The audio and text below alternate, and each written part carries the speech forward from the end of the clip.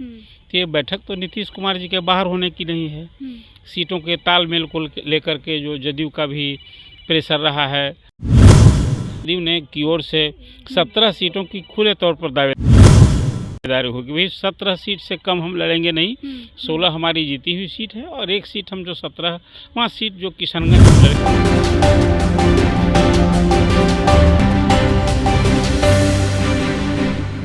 नमस्कार, आप देख रहे हैं रब्जी लाइव न्यूज़ और मैं हूं आपके साथ निधि सिंह। और अभी हमारे साथ मौजूद है वरिष्ठ पत्रकार अरुण पांडे सर। तो सर, सबसे पहले आपका स्वागत है। बहुत धन्यवाद। सर, जिस तरह से बिहार की राजनीति में नीतीश कुमार को लेकर के बहुत सारी बातें बोली जा रही है कि वो पलटी मार सकते हैं, तो क्या खरमास को लेकर के ऐसा है कि अभी तक वो शांत है? खरमास के बाद क्या बिहार में कुछ लोगों को सरप्राइज मिलने वाला है? यही भी सरप्राइज की खबर आपके पास है। चर्चा तो है, होती है चर्चा। देखिए, राजनीतिक गलियारे में चुनाव नज़दीक आता है और नीतीश कुमार जी का जो पास्ट ट्रैक रिकॉर्ड रहा है उनका पिछला, इसके कारण ये सब तरह की चर्चा हुई। कल तो आपको मालूम हो कि कल इंडिया घटक दल के नेताओं की दिल्ली में बैठक हो रही है। तो ये बैठक तो नीतीश कुमार जी के बाहर होने की नहीं है। सीटों के तालमेल को लेकर के जो जदयू का भी प्रेशर रहा है, जदयू कहता रहा है कि भाई जल्दी से जल्दी आप सीट शेयरिंग कीजिए, देर हो रहा है, नुकसान हो रहा है। और जदयू ने की ओर से 17 सीटों की खुले तौर पर दावेदारी होगी। भाई 17 सीट से कम हम लड़ेंगे नहीं, 16 हमारी जीती हुई सीट है और एक सीट हम जो 17वां सीट जो किशनगंज हम लड़े थे बीजेपी के साथ, वो लड़े थे। लगे हाथ आप देख लीजिए कि इंडिया घटक दल में कुछ अब घमासान भी दिख रहा है। आज ही मैंने देखा माले की ओर से दावेदारी हो गई और वो जदयू को आईना दिखाया कि भाई आप 2019 में आप भले जीते थे 17, असेंबली के चुनाव में तो आपकी हैसियत हो रही नहीं। विधानसभा के चुनाव उसके बाद हुए 20 में और जदयू जो है तीसरी पार्टी हो गई, उनके 43 विधायक जीते। तो ये कहीं ना कहीं उनके सहयोगी अब जता रहे हैं कि भाई अब जिसको 43 सीट है तो 7 सीट बनती है उसकी। तो जो 17 सीट की दावेदारी कर रही है उसका सहयोगी कह रहा है भाई आपको तो 7 सीट की हैसियत बनती है।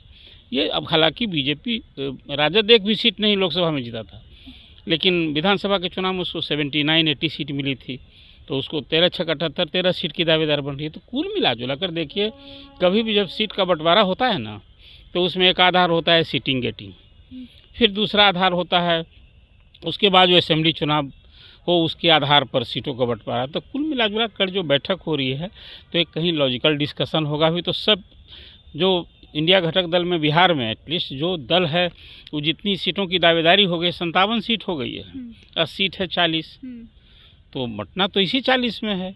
तो कल कहीं ना कहीं इस पर एक जब लोगों की बातें होंगी तो दावेदारी जो रहे। देखिए, दावेदारी जो दल करता है ना, अपने कार्यकर्ताओं को मैसेजिंग के लिए करता है। अभी आखिर कोई पार्टी चलती है उसमें बहुत लोग दावेदार होते हैं, चुनाव की तैयारी करते हैं और उसमें कोशिश होती है। जैसे कांग्रेस ने कह दिया कि भाई तो 9 पिछली बार लड़े थे, इस बार हमको 9-10 चाहिए, 12 तक की बात हो गई, लेकिन मिल नहीं है 4-5। लालू जी को तय करना है, लालू जी ही कांग्रेस के बड़े विश्वस्त सहयोगी दल मानते हैं।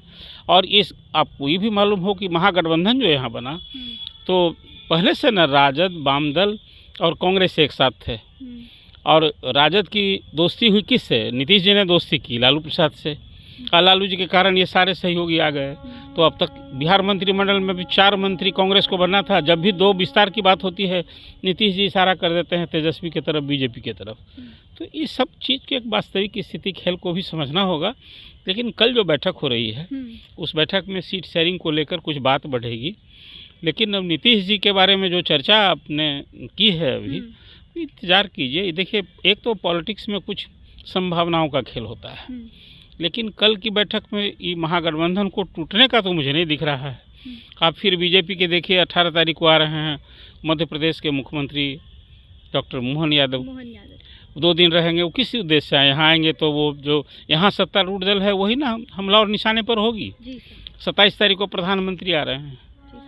अब उनका भी कोई यहाँ जो भाषण होगा वो निशाने पर कौन होगा? राजनीतिक भाषण देंगे तो इसलिए अभी जो नीतीश जी के बारे में चर्चा है, मुझे लगता है कि अभी जो कुछ परिस्थिति मुझे नहीं दिख रही है कि नीतीश जी पाले से बदल कर कोई पाला बदलने जा रहे हैं। लेकिन अब वो क्यों ऐसी चर्चा हो रही है? सब कुछ नीतीश जी की भी जो शख्सियत, हालांकि 2 बार वो भाजपा से है, 2 बार राजद से, अभी तीसरी बार भी यदि ऐसा होगा जो आपकी सूचना है तो हम इनकार नहीं करेंगे। लेकिन फिलहाल कोई कहीं दूर तक कोई अभी मुझे उसका कारण, लक्षण और कोई वैसी राजनीतिक परिस्थिति नहीं दिख रही। लेकिन अब जदयू का जो तेवर है वो ये संकेत देता है कि वो अभी दबाव सहने को तैयार नहीं है। और एक बात बड़ा महत्वपूर्ण कह दिया है आज अशोक चौधरी ने, ट्वीट किया और कहा कि 17 तो मेरी दावेदारी है। लोगों को ये नहीं भूलना चाहिए कि नीतीश जी इस पाले में होते हैं वही बहुमत पाता है। तो बात तो सही है। अभी बिहार असेंबली में जो कंपोजिशन है तो नीतीश जी न हैं जो कभी इधर गए तो बीजेपी आज विपक्ष में बैठी है, और नीतीश जी जब बीजेपी के साथ आ गए थे तो राजद विपक्ष में था। तो नीतीश जी की तो ये खासियत है ही संख्या बल असेंबली में जोर है।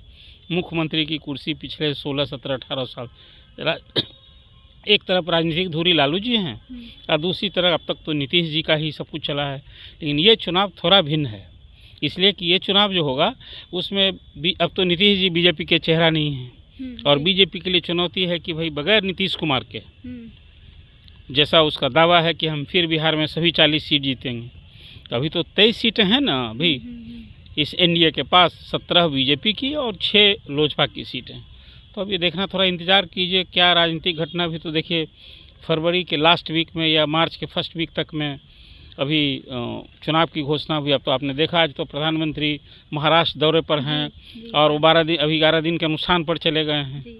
कल वहाँ उन्होंने भाषण दिया है। फिर उसी तरह से तो ये राजनीति चलेगी। लेकिन नीतीश जी के संदर्भ में जो बातें अभी हो रही हैं वो थोड़ा इंतज़ार करना पड़ेगा, इसलिए कि अभी कुछ मुझे ऐसा नहीं दिख रहा है कि कोई कारण न होगा।